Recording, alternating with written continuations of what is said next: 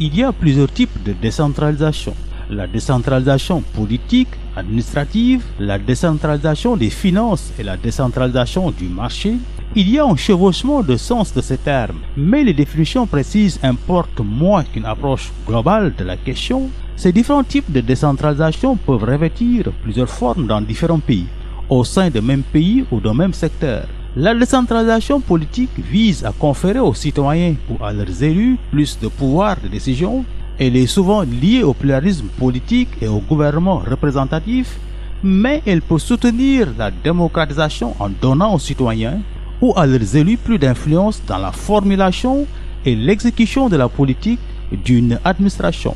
Les partisans de la décentralisation politique se basent sur l'hypothèse que les décisions prises avec une plus grande participation des administrés sont bien fondées et répondent mieux aux besoins et des intérêts divers de la société que celles prises uniquement par les autorités politiques au niveau central.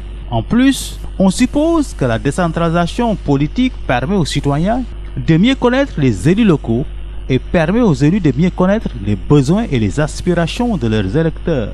La décentralisation politique nécessite souvent des réformes constitutionnelles ou statutaires, la création d'un système politique pluraliste, le renforcement de la législature et l'encouragement de groupes d'intérêt public.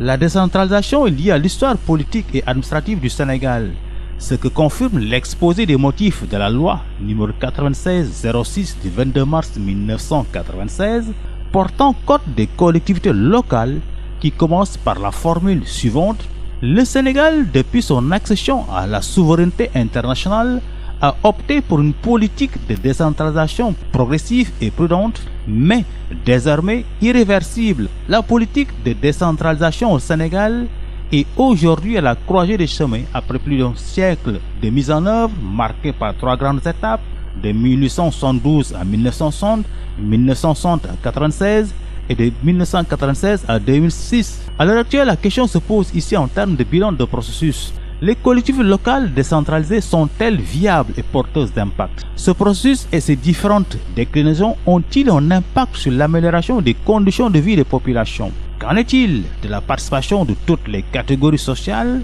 surtout les plus marginalisées dans le processus de prise de décision les concernant?